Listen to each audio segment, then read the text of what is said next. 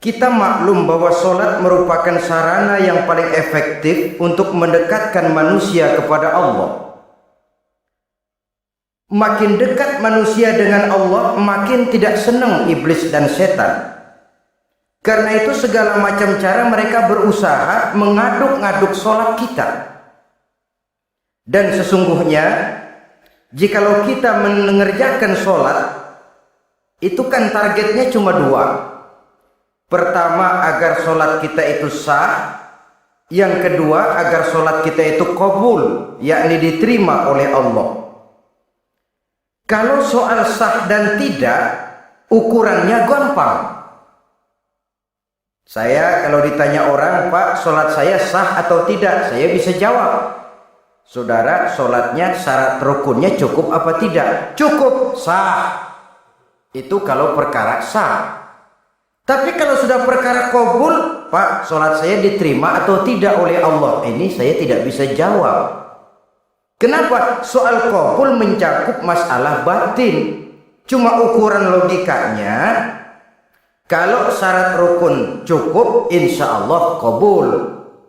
Saudara-saudara kaum muslimin rahimakumullah. Oleh karenanya, pada saat kita sholat, iblis, setan datang dari segala macam penjuru supaya kita kehilangan rasa khusyuk. Apalagi kalau kita jadi imam yang gerak kita, bacaan kita dilihat, didengar, disaksikan oleh orang banyak. Digodanya gerakan kita, dibolak-baliknya hati kita supaya di dalam sholat itu banyak yang kita ingat, hal-hal yang tidak ada hubungannya dengan sholat. Kadang-kadang belum sholat kita ribut nyari pulpen, enggak ketemu, begitu takbir ingat pulpen di atas lemari. Mulai goncang lagi niat kita sholat. Kadang-kadang kalau hati tidak bisa dipermainkan, iblis berbisik lagi. Gerakan kita dalam sholat tidak mencerminkan kekhusyuan. Kalau gerak juga ternyata masih bisa khusyuk, bacaan kita dibuatnya kita seperti dikejar-kejar waktu. Sholat isya misalnya dengan cara kilat khusus, super singkat. Saya katakan tadi, apalagi kalau kita jadi imam, iblis mudah mendatangkan penyakit riya. Karena mengimami orang banyak, lalu supaya dikira alim, dibuatlah sholatnya itu mantep-mantep. Surahnya dicari yang panjang-panjang, paling pendek sabbihis sama wadduha. Tapi kalau sudah sholat sendirian, cukup inna a'toinakal kautsar sama qul huwallahu ahad. Kayaknya khusyuk bukan main. Kalau imam, bahasanya dipaseh-pasehin kayak orang 16 tahun di Mekah. Ufolli farwal maghribi salah sorokaatin. Saudara-saudara kaum muslimin yang berbahagia, oleh karena sholat merupakan sarana yang paling efektif untuk mendekatkan diri dengan Allah, maka orang yang khusyuk di dalam sholatnya merupakan musuh utama daripada iblis. Sekarang bagaimana bisa khusyuk caranya? Kalau khusyuk 100%, rasa-rasanya sulit. Untuk sampai ke arah sana orang memerlukan tahapan. Kepada Imam Ali karramallahu wajha, baginda Nabi pernah memberikan satu tes. Ali, saya ya Rasul, kalau kau bisa sholat 2 rakaat saja dengan khusyuk, aku kasih hadiah sorban. Baik ya Rasul. Sembahyang Imam Ali 2 rakaat. Selesai sholat, assalamualaikum. Rasul bertanya, yang mana sorbannya Li? Tanpa nengok, Imam Ali menjawab, yang hijau ya Rasul. Setelah menjawab yang hijau, Rasul berkata, kamu tidak khusyuk Li. Kenapa? Soalnya tadi waktu sembahyang mikirin, nanti kalau ditawarin sorban pilih yang hijau aja. Sehingga begitu ditanya, refleks menjawab, yang mana Li? Yang hijau saja ya Rasul. Oleh karena itu, menurut Al-Imam Nawawi, pada tingkatan yang paling sederhana, sudah sampai ke tingkat khusyuk, asal pada waktu takbiratul ihram ingat kepada Allah. Tapi jangan lupa, itu tangga pertama. Jangan ada fatwa begini lalu aman. Yang penting kan takbirnya ingat Tuhan, belasononya mau kemana kek? Bukan itu.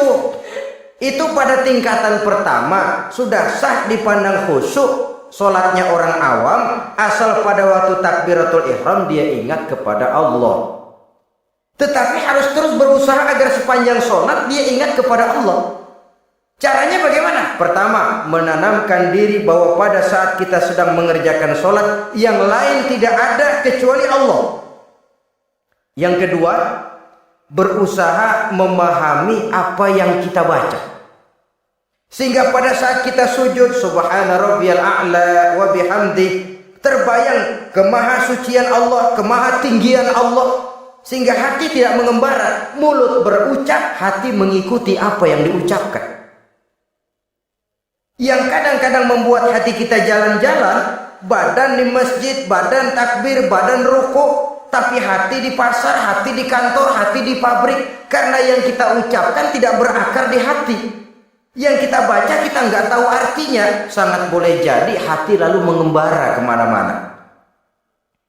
Jadi untuk menopang kekhusyuan ini, cara yang paling efektif, pertama, tidak ada yang lain pada waktu kita sholat kecuali Allah. Yang kedua, berusaha memahami apa yang kita baca.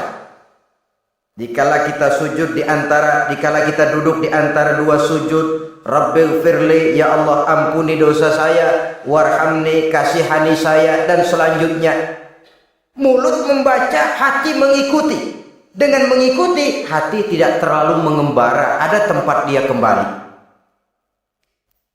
Saudara-saudara kaum muslimin rahimakumullah. Itu yang kelima. Yang keenam, yang menjadi musuh iblis, mukminun nasih. Orang mukmin yang suka memberikan nasihat. Orang mukmin yang suka memberikan petunjuk. Termasuk juru-juru dakwah, para mubaligh, itu merupakan musuh utama iblis. Kenapa? Tiap hari iblis kampanye. Tiap hari iblis mengajak dengan segala macam cara yang kalau perlu dia berikan kamuflase. Dia berikan fata morgana. Kalau perlu yang haram dia bungkus dengan merek halal. Kalau perlu kejahatan dia bungkus dengan baju kebajikan. Istilahnya racun diberi merek madu. Dan itu wajar. Cuma kita tentu harus punya filter, daya saring positif agar tidak salah pilih. Karena iblis ini pintar betul. Kalau kita khusyuk dalam sholat, dia tanamkan kepada kita misalnya seperti tadi itu. Sholatmu memang hebat, khusyuk. Di kampung ini tidak ada orang yang sholatnya seperti kamu. Tertanam itu dalam hati kita, timbul ujub. Akhirnya, iya, gue lihat di kampus ini kagak ada yang sembayangi kayak gue. Nah, sudah masuk iblis. Jadi dia pandai mengikuti gerak hati dan irama denyut jantung manusia ini. Kemana kecenderungan manusia, ke situ dia masuk. Pendeknya iblis itu ibarat tukang joget, dia ngerti benar irama kendang. Saudara-saudara kaum muslimin rahimakumullah. Termasuk juru-juru dakwah, para mubaligh, orang yang suka memberikan nasihat ini. Mereka memberikan filter kepada umat, kepada jamaah, jangan sampai salah pilih. Dan iblis menyesatkan kita supaya kita salah pilih. Satu contoh ringan. Kalau di depan saudara ada dua buah gelas, yang segelas isinya jamu, yang segelas sirup. Kira-kira saudara minum yang mana? Jamu. Jamu apa sirup? Sirup apa jamu? Orang yang pikirannya panjang, dia pasti minum jamu. Pahit memang, getir memang, tapi besok badan sehat, tenaga kuat, gairah kerja ada, kreativitas timbul, semangat menghadapi kehidupan tumbuh. Orang mukmin, orang yang berpandangan jauh ke depan. Pandangannya panjang. Panjang kemana? Tidak cuma ke dunia, sampai juga dia memandang ke alam barzakh, ke akhirat. Sholat itu jamu, pahit. Ngaji, hadir di majelis taklim itu jamu, pahit. Sedekah jamu, pahit. Mengeluarkan uang untuk kepentingan orang lain, enak aja minta sumbangan, datang-datang yang nyari peres keringat banding tulang gue, lu datang-datang mau minta. Yang enak ngumpulin harta lalu bakhil bin pelit alias medit. Itu jamu. Saudara hadirin yang saya muliakan, sedekah jamu pahit, puasa jamu pahit, jihad jamu pahit. Tapi nanti begitu kita meninggalkan dunia, masuk ke alam barzakh, apalagi pindah ke akhirat, baru terasa, aduh nikmatnya dulu kemarin itu minum jamu, sekarang badan sehat, tenaga kuat, kerja semangat.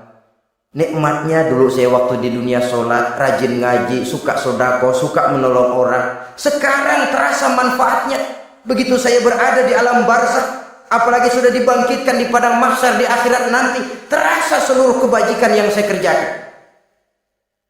Nah, orang yang berpikir jangka pendek cuma ngelihat yang ada di depan hidungnya saja. Ngapain minum jamu, getir sirup nih, manis.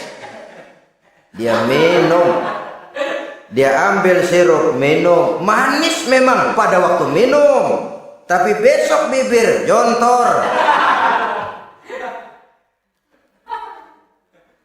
Meninggalkan perintah Allah, sirup itu manis. Tidak sholat, manis.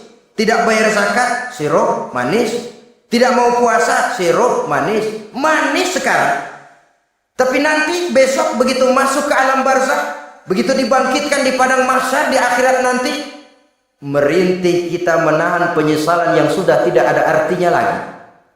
Sampai-sampai penduduk mahsyar itu ada yang berkata, diceritakan dalam Quran, ya laitani kuntu turaba. Wahai celaka, kenapa kita nggak jadi tanah saja? Menyesali kejadiannya. Andai kata mereka bisa kembali ke hidup di dunia lagi, mereka akan minta kejadian yang kedua untuk berbuat baik. Tapi tentu sudah penyesalan yang tidak ada gunanya lagi. Maka saudara-saudara, emang cuman jalan duluan kecebur di sumur yang nyesel duluan. Ada orang jalan, yang paling depan kecebur di sumur, itu tuh menyesal duluan katanya. Nyesel duluan, yang lain mesti nyeselnya belakangan. Saudara hadirin yang saya muliakan, nah, orang yang suka memberikan nasihat kepada orang lain dimusuhi iblis. Kenapa? Tentu nasihat yang membawa kebaikan. Iblis nggak senang betul itu. Kita nasihatin teman, udah berhenti dah, jangan pada mabuk lagi. Iblis gergetan bener. Ini orang dilarang lagi. Kita nasihati teman, udah jangan masang-masang lagi dah, nggak bakalan kena, dikebohongin. Nggak ada orang jadi kaya masang judi, bangkrut malah loh. Ini kan termasuk tipu daya iblis, judi dinamain sumbangan. Itu sama saja itu, madu, racun mereknya madu. Judi dinamain sumbangan. Digalakan gereja apa dia nyumbang? Kayak orang kaya lagunya.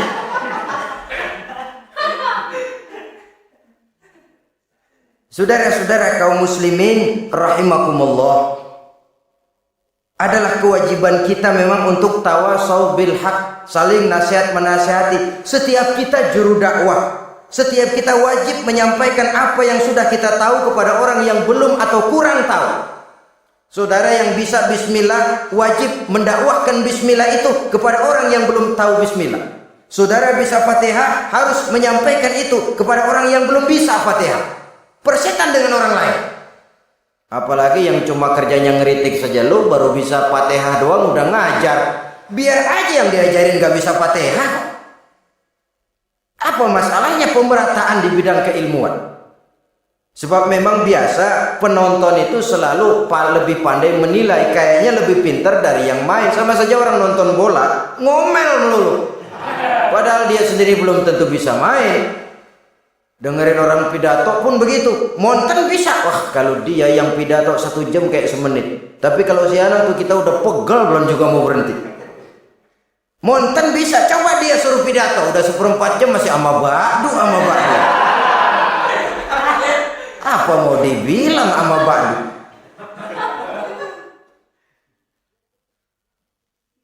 Yang ketujuh, yang menjadi musuhnya iblis, taibun sabitun ala taubatihi, orang yang bertaubat dan tetap di atas taubatnya.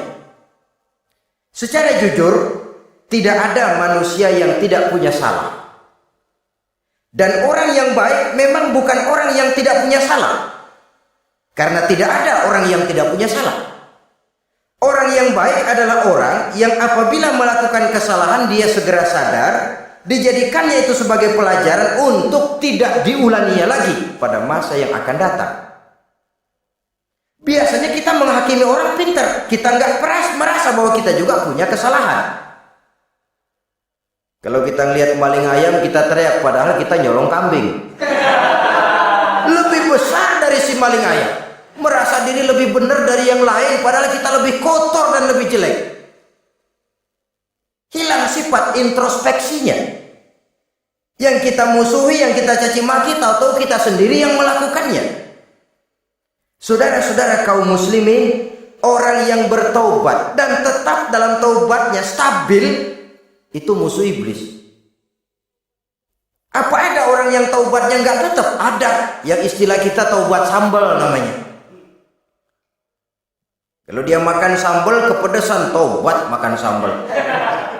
Besok mau makan kagak ada sambal, ngomel. Mana sambal? Kemarin udah taubat, sekarang mana sambal? Ini taubat yang namanya taubat sambal. Istighfar, nyolong lagi, istighfar lagi, besok nyolong lagi, istighfar lagi. Itu taubat yang tidak tetap namanya. Allah Maha Pengasih dan Penyayang dengan segala kebesarannya. Ia akan memaafkan segala perbuatan yang bersifat salah dari hamba-hambanya. Cuma manusia kadang-kadang yang tidak mau memaafkan dirinya sendiri. Amat dungu manusia macam ini, membiarkan dirinya hanyut berlarut dalam lembah dosa, sementara dia diberikan umur tidak digunakannya untuk bertaubat. Innallaha yaqbalu taubatal abdi ma lam yugharghir. Allah senantiasa akan menerima taubat seorang hamba sepanjang nafasnya belum sampai di tenggorokan. Kalau nafas sudah sampai di tenggorokan baru berniat taubat, kasib terlambat. Kayak Fir'aun. Fir'aun itu begitu ditenggelamkan di lautan merah, udah cengap-cengap mau mampus, baru ngomong dalam sekaratnya, amantu bi Rabbi Musa wa Harun. Kalau begini mah saya juga percaya sama Tuhannya Musa. Udah sekarat baru mau taubat, malaikat maut gemes banget dilelepin, mati.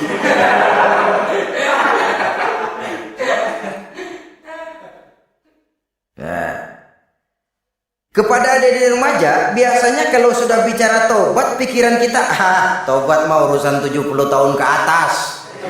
Kita masih lama ini. Sebenarnya tidak. Masalah taubat adalah masalah salah dan dosa. Masalah salah dan dosa adalah masalah manusia. Sejak dia akil balik sampai ajal datang berenggut nyawa. Hidup ini tidak selalu berjalan mulus. Hidup ini tidak selalu berjalan di atas kertas putih. Kadang kita tersilap, kadang kita tersalah, kadang situasi dan kondisi menyebabkan kita berbuat lain dari yang seharusnya. Itu kehidupan, silih berganti. Oleh karenanya pesan Nabi, wa atbi'i sayyi'atal hasanah, perbuatan salah ikuti dengan kebajikan, dosa iringi dengan taubat. Jangan nunggu, saya untuk taubat takut nanti bikin lagi. Nah, ini namanya punya harapan mau bikin lagi. Nanti aja dah kalau tua-tuaan. Saudara, kalau dosa itu ditumpuk, itu sama saja kotoran yang menodai hati. Kalau kotoran nggak rajin kita bersihin, dia akan berkarat. Dan kalau sudah berkarat, sudah sulit untuk dibersihkan. Itu makna ungkapan Imamul Ghazali, hati manusia sebening kaca. Lapisan dosa yang dia kerjakan adalah debu yang menutupi jernihnya kaca. Orang yang bersih dari dosa, dekat dengan Allah, hatinya jernih seperti kaca. Dari hati yang jernih, radarnya kontak kepada Allah. Sinyalnya nyambung channelnya itu.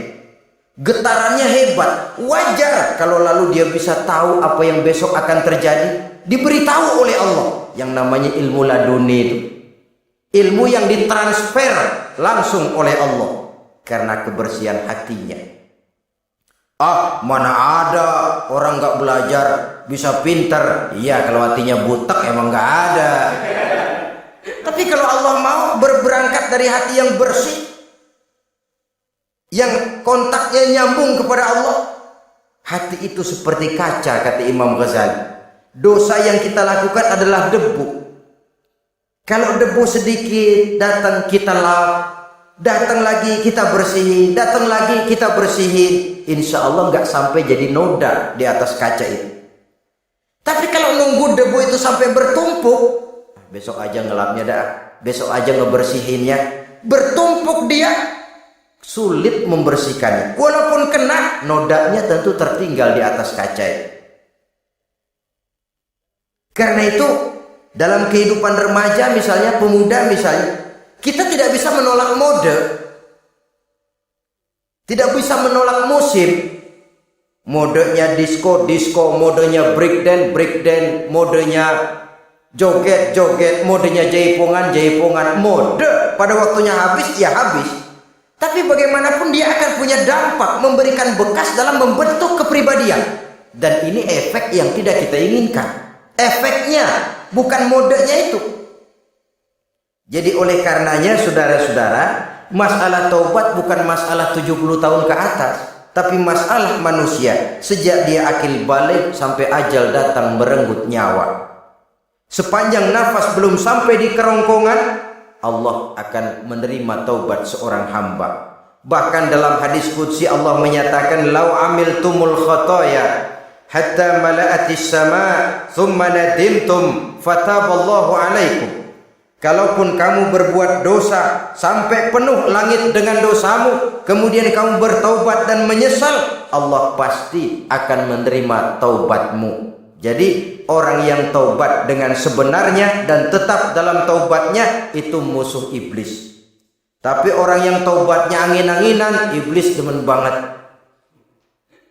Hari sembahyang, besok mabok, besoknya lagi nyolong, besoknya lagi zina, besok taubat lagi. Kata iblis, surah iya lu gocek dah Tuhan.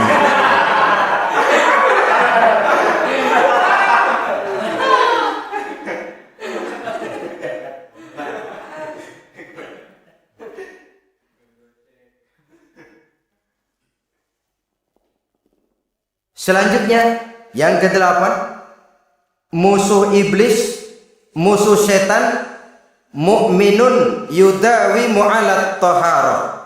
Orang mukmin yang membiasakan diri selalu dalam keadaan bersuci. Baik dari hadas kecil, lebih-lebih dari hadas besar. Wudu utamanya memang untuk sholat. Tapi membiasakan wudu dalam kehidupan sangat baik sekali. Mau ke kantor wudu dulu, mau ke pasar wudu dulu, mau ngajar wudu dulu. Apa sebabnya? Karena dalam keadaan suci, orang ada sikap memelihara kesuciannya. Kalau kita naik PPD pagi-pagi gelantungan, kalau punya wudu, hati-hati kesenggol perempuan juga sayang sama wudu. Tapi kalau nggak punya wudu, jangan kesenggol, kita nyeruduk. Ada semacam sikap apik di dalam kehidupan ini. Karena itu biasakan wudu untuk menjaga kebersihan diri, kebersihan zohir, kebersihan batin, belum lagi kemanfaatan di akhirat. Sebab kata Nabi, "Inna ummati ya'tuna yaumal qiyamah ghurran muhajjalin min atharil wudu. Umatku di akhirat nanti akan datang menghadap Allah dengan muka berseri-seri, bersinar-sinar dari sebab sering wudu. Sehingga tidak usah mengaku pun Rasul akan memanggil karena muka yang sering tersentuh air wudu ini. Mu'minun yudawimu ala thahara. Orang mukmin yang selalu membiasakan diri berada dalam keadaan suci, berwudu. Kita lihat ajaran wudu ya. Dari sejak bacaan-bacaannya saja itu sudah membawa manfaat. Lalu dari segi bahwa kita manusia sering tersilap melakukan dosa-dosa kecil. Dosa-dosa kecil itu oleh air wudu dia rontok. Tangan kita suka colak-colek pada saat membasuh dua tangan. Allahumma inni as'alukal yumna wal barakah wa a'udzubika minasyu'mi wal halakah. Dosa yang ada di tangan itu rontok. Mata kita suka pelatat-pelotot, nggak karu-karuan pada saat membasuh muka. Nawaitu raf'al hadasil asghar. Dosa yang ada di mata rontok. Dari segi pembersihan batin. Belum lagi dari segi pembersihan zahir. Sehari semalam kalau 5 kali saja kita terkena air wudu, itu sudah menjaga kesehatan dan kebersihan. Saudara-saudara kaum muslimin rahimakumullah. Yang kesembilan, orang yang menjadi musuh iblis yaitu mutawarra'un anil haram. Orang yang memelihara diri dari yang diharamkan oleh Allah. Terpelihara dirinya, terpelihara yang dimakannya, yang diminumnya dari jenis-jenis yang haram, baik sedikit maupun banyak. Jangan cuma teriak haram waktu sedikit, tapi giliran banyak halal. Sama saja orang dikasih tahu, itu ada cerita anak-anak, Pak Haji punya anak main judi, dikasih tahu, Pak, anak bapak main judi, astagfirullah katanya. Tapi menang Pak, alhamdulillah.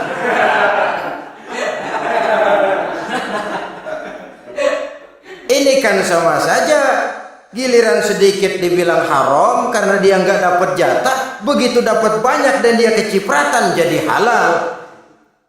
Yang sedikit haram, banyaknya pun juga haram. Yang banyaknya haram, sedikitnya juga haram.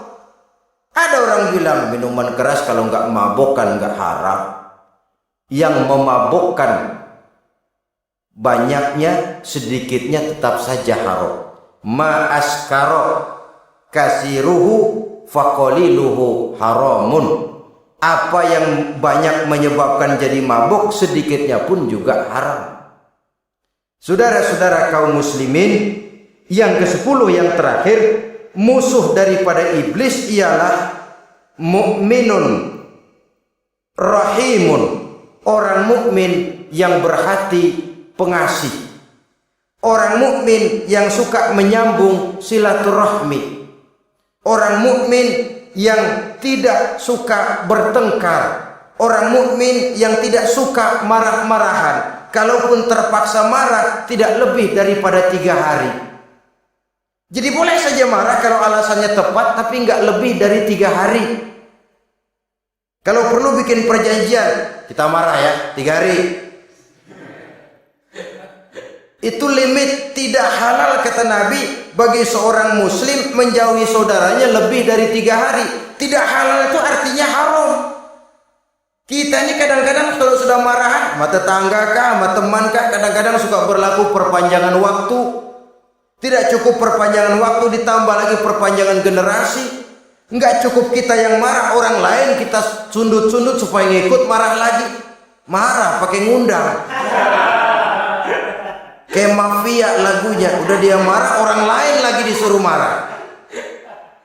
Saudara hadirin yang saya muliakan, mukmin yang punya sifat belas kasih, berhati jernih, itu musuh utama dari iblis. Tapi mukmin yang suka marah-marahan, tukang hasut dan tukang bakar, itu teman-teman iblis. Oleh karena itu, mudah-mudahan kita semua menjadi musuh iblis. Dan jangan menjadi musuh iblis. Jangan menjadi teman iblis. Sebab iblis sudah kadang memproklamirkan permusuhan. Sekali dia musuh kita, selamanya dia akan tetap menjadi musuh kita. Berusahalah untuk menjadi musuh iblis dan jangan sekali-kali toleransi. Jangan berusaha menjadi teman iblis.